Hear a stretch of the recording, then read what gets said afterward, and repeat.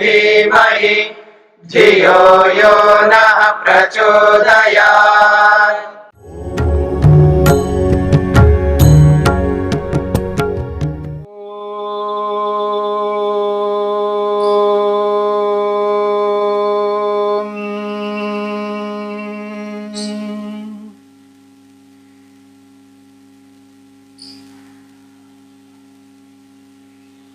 योग विद्या। योग विद्या के प्रसंग में आपने दर्शन किसे कहते हैं, दर्शन की परिभाषा क्या है, कितने प्रकार के दर्शन होते हैं, दर्शनों के प्रणेता कौन हैं, इस संदर्भ में आपने सुना। योग किसे कहते हैं, योग की परिभाषा क्या है, योग के प्रणेता महर्षि पतंजलि ने कितने योग सूत्र बनाए हैं, उन सूत्रों की व्याख्या महर्षि वेदव्यास ने की है, इस बात को आपने सुना।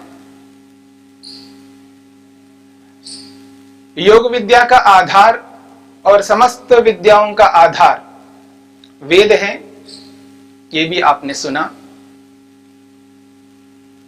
योग विद्या के 4 विभाग होते हैं, 4 विभागों को 4 पाद कहते हैं,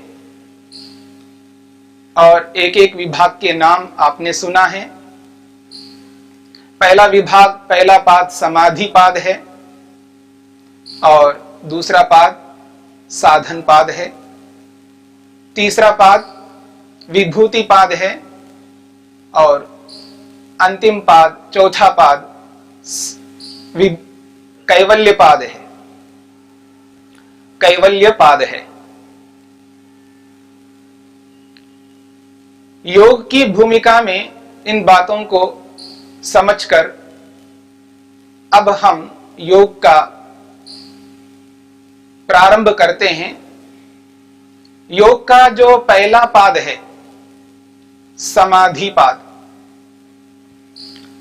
समाधि पाद में 51 सूत्र हैं। महर्षि पतंजलि ने पहले पाद के 51 सूत्रों में समाधि को ध्यान में रखते हुए, समाधि को उद्देश्य में रखते हुए, समाधि को एक सामने लक्ष्य के रूप में रखते हुए, समाधि को ही समझाने के लिए 51 सूत्र बनाए। 51 सूत्रों के माध्यम से समाधि को किस प्रकार लगाया जाता है, योगाभ्यासी योगी समाधि को किस प्रकार से प्राप्त होता है, इसको लेकर के समाधि पाद में बताया है।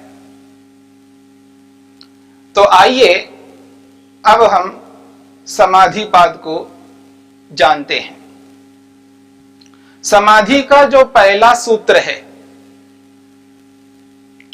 वह सूत्र है अथ योगानुशासनम। अथ योगानुशासनम, इस सूत्र में यदि एक एक शब्द को ऐसे अलग अलग करके देखें तो पहला शब्द होगा अथ, और दूसरा शब्द है योग, और तीसरा शब्द है अनु, और चौथा शब्द है शासनम। तो अथ योग अनुशासनम 4 शब्द हैं। इन 4 शब्दों को लेकर के विचार करते हैं। पहला शब्द है अथ। अथ शब्द से योग को प्रारंभ किया गया है। अथ शब्द का प्रयोग अलग अलग ऋषियों ने अलग अलग अर्थों में प्रस्तुत किया है। यानी मैं ये कहूं, अथ शब्द के बहुत सारे अर्थ हैं, और उन बहुत सारे अर्थों में कुछ अर्थ मैं आपके सामने रखता हूं। अथ शब्द का एक अर्थ है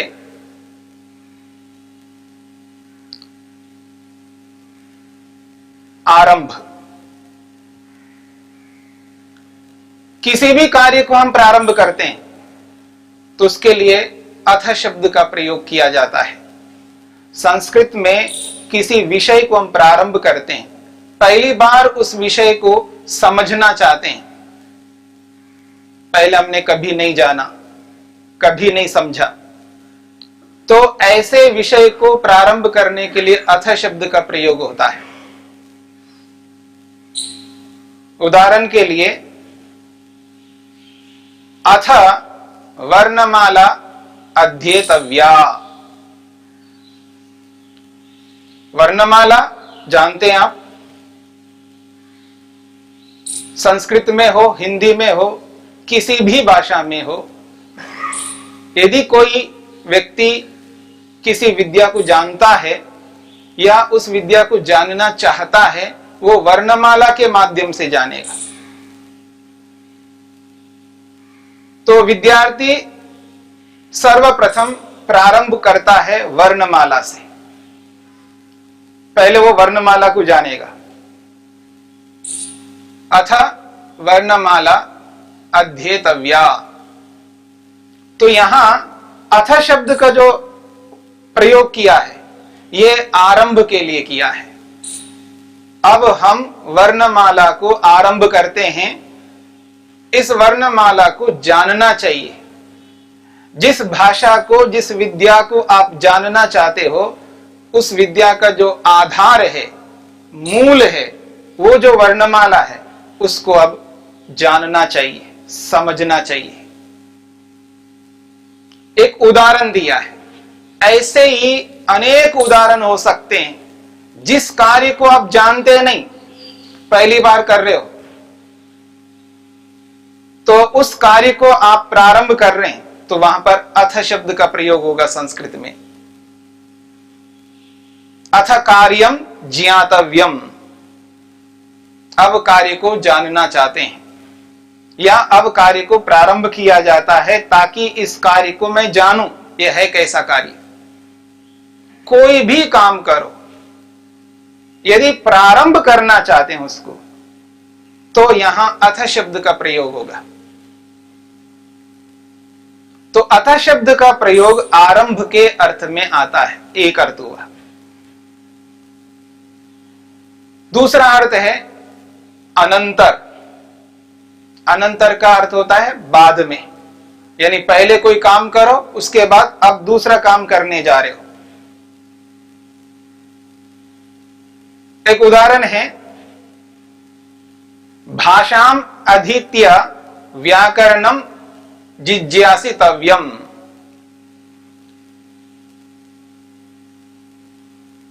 अथ भाषाम अधीत्य व्याकरणम जिज्ञासितव्यम। इसका अर्थ है भाषा को जानकर व्याकरण को जानना चाहिए। व्याकरण, ग्रामर, व्याकरण को जानना चाहते हो तो भाषा को जानो। भाषा को जाने बिना व्याकरण को नहीं जान सकते हो। पहले भाषा को जानो, फिर उसके बाद व्याकरण को जानो। व्याकरण का अभिप्राय है वो जो भाषा जिसको आप बोल रहे हो वो कैसे बनी है, उसका मूल क्या है, उन शब्दों का अर्थ क्या है, उन शब्दों का वही अर्थ क्यों है, दूसरे अर्थ क्यों नहीं हो सकते, वो शब्द बना है तो कैसे बना, उस शब्द का मूल क्या है। इन सब बातों को समझाने वाला व्याकरण होता है। तो शब्दों को यथार्थ रूप में समझने के लिए व्याकरण है, लेकिन यह व्याकरण तब आपको जानना है जब आपको भाषा आती है, तब उसके व्याकरण को आप जान सकते हैं। जो हिंदी भाषा का प्रयोग करते हैं, जैसे बच्चा पैदा होता है और 1 साल 1.5 साल हो गया, अब वो कुछ बोलने लगता है, माँ को बोलता है, पिता को बोलता है, चाचा को बोलता है, अलग अलग शब्दों का उच्चारण उसको करवाया जाता है, उसको भाषा को सिखाया जाता है, समझाया जाता है। तो जब भाषा को सिखाया जाता है, समझाया जाता है, तो धीरे धीरे वो बच्चा बड़ा होता होता होता बहुत सारी भाषा को जान लेता है। जब वो स्कूल जाने लगता है, विद्यालय जाने लगता है, तब तक तो भाषा उसको आ जाती है। आ रहा हूं, खा रहा हूं, पी रहा हूं, जा रहा हूं, कर रहा हूं, जो भी भाषा को वो सीखता है, जानता है, उसको भाषा आ जाती है। और जैसे वो बड़ा होने लगता है, पहली क्लास में, दूसरी क्लास में, तीसरी क्लास में, चौथी क्लास में, पांचवी क्लास में आगे बढ़ता जा रहा है, बढ़ता जा रहा है, कालांतर में उसको व्याकरण पढ़ाते हैं बाद में जाकर के, क्योंकि उसको भाषा आ गई अब, तब उसको हिंदी व्याकरण उसको पढ़ाते हैं, तो हिंदी व्याकरण को जानता है। ऐसा हो सकता है कि व्याकरण कोई कोई जाने, लेकिन भाषा को तो सभी जानते हैं। हिंदी बोलने वाले जितने भी इस भारतवर्ष में हैं, सब हिंदी बात करते हैं। जरूरी नहीं है सभी लोग हिंदी के व्याकरण को जानते हो, नहीं जानते, कोई कोई जानता है। इसलिए पहले भाषा को जानो, उसके बाद व्याकरण को जानो। तो भाषाम अधीत्य व्याकरणम ज्ञातव्यम अथ भाषाम अधीत्य व्याकरणम ज्ञातव्यम। ऐसा भी बोल सकते हैं, भाषाम अधीत्य अथ व्याकरणम ज्ञातव्यम। तो यहां अथ शब्द जो है अनंतर अर्थ में है, पश्चात को बताने के लिए, बाद वाले को बताने के लिए यहां अथ शब्द का प्रयोग हुआ है। तो अथ शब्द का प्रयोग आरंभ के लिए होता है और अथ शब्द का प्रयोग बाद के लिए भी होता है। एक और अर्थ अथ शब्द का, मंगले अर्थे, मंगल करने के लिए, शुभ करने के लिए, कल्याण करने के लिए, भद्र करने के लिए आता है। जिसको हम जानना चाहते हैं उससे मेरा भद्र हो, उससे मेरा कल्याण हो, उससे मेरा शुभ हो, उसके लिए अथ शब्द का प्रयोग होता है। सतयुग में, द्वापर युग में, त्रेता युग में, इन युगों में जितने लोग हुए हैं उन सबको एक चीज को जानना था और उसी को जानने के लिए उन्होंने सारा जीवन लगा दिया। एक व्यक्ति को, एक चीज को जानने के लिए। अथ ब्रह्म जिज्ञासा, अथ ब्रह्म जिज्ञासा, ब्रह्मणः जिज्ञासा, ब्रह्म जिज्ञासा। ब्रह्म की जिज्ञासा है, ब्रह्म को जानना चाहता हूं, ब्रह्म को समझना चाहता हूं, परमात्मा को जानना चाहता हूं। किसे? परमात्मा को। किस लिए? किस लिए जानना चाहते हो? मंगल के लिए, भद्र के लिए, कल्याण के लिए मैं ब्रह्म को जानना चाहता हूं। अथ ब्रह्म जिज्ञासा। और यहां जो अथ शब्द आया है ये ब्रह्म जिज्ञासा के लिए आया है, ब्रह्म को जानने के लिए आया। क्यों जानना चाहते हो? भद्र के लिए जानना चाहता हूं, मेरा कल्याण हो जाए। यदि मैं ब्रह्म को जान लूं, समझ लूं, तो मेरा कल्याण होगा, मेरा भद्र होगा, जिसके लिए मेरा जीवन है, जिसके लिए मेरा उद्देश्य है। यहां अथ शब्द मंगलार्थ के लिए, शुभ के लिए, कल्याण के लिए। और आज कलयुग है, देखिए आज क्या है? कलयुग है। आज ब्रह्म जिज्ञासा नहीं करते, धन जिज्ञासा करते हैं। धनस्य जिज्ञासा, धन जिज्ञासा। और धन से भी कल्याण होता है, ऐसा नहीं धन से कल्याण नहीं होता। धन से शुभ होता है, धन से भद्र होता है। कलयुग में धन जिज्ञासा हो रही है, ये भी मंगल अर्थ में है। अथ धन जिज्ञासा, धन को जो व्यक्ति जानता है, समझता है, उसका कल्याण होता है। वो कैसा कल्याण होता है वो एक अलग बात है। धन प्राप्त करता है, ये वही प्राप्त करता है जो धन को जानता है। पहले वो धन की जिज्ञासा करता है, धन को समझता है, फिर उस धन के लिए मेहनत करता है, फिर उस धन को प्राप्त करता है, तब उसका कल्याण होता है, उसका भद्र होता है।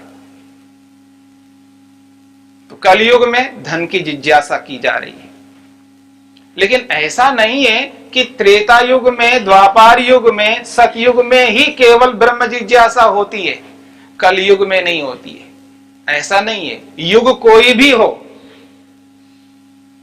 युग का और इस जिज्ञासा के साथ में कोई ऐसा परस्पर संबंध नहीं है। संबंध तो आत्मा के साथ है, संबंध तो आत्मा के साथ है, आत्मा का और उस जिज्ञासा का।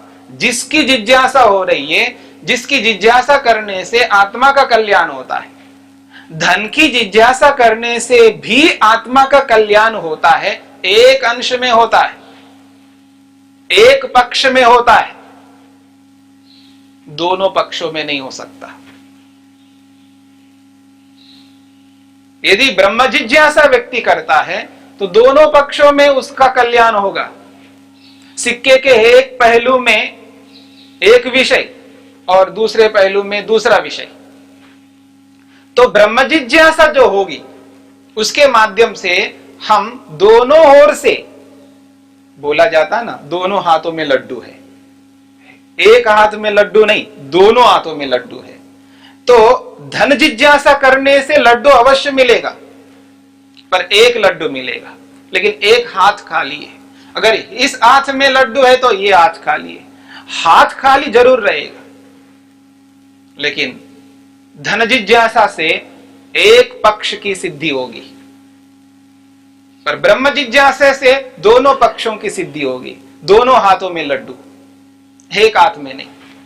तो अथ शब्द मंगल अर्थ में, कल्याण अर्थ में, शुभ अर्थ में, भद्र अर्थ में आता है। तो तीन अर्थ आपके सामने आए हैं अथ शब्द का। कोई ऋषि अथ शब्द का मंगल अर्थ में प्रयोग करता है, कोई ऋषि अथ शब्द का प्रारंभ अर्थ में करता है, और कोई ऋषि अथ शब्द का अनंतर अर्थ में प्रयोग करता है। प्रसंग क्या है, उस प्रसंग के अनुसार अथ शब्द का प्रयोग होगा। प्रसंग के विरुद्ध अथ शब्द का प्रयोग नहीं हो सकता।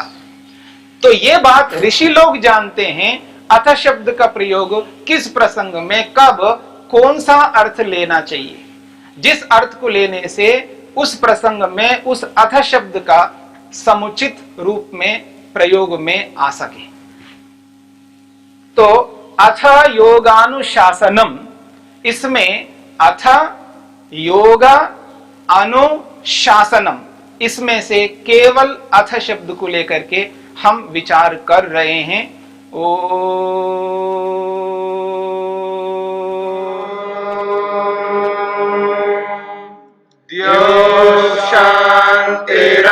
शांतिरंतरिक्षं शांतिर्पृथिवी शांतिरापः शांतिरोषधयः शांतिः वनस्पतयः शांतिर्विश्वे देवाः शांतिर्ब्रह्म शांति सर्वं शांति शांतिरेव शांति क्षमा शांतिरेधि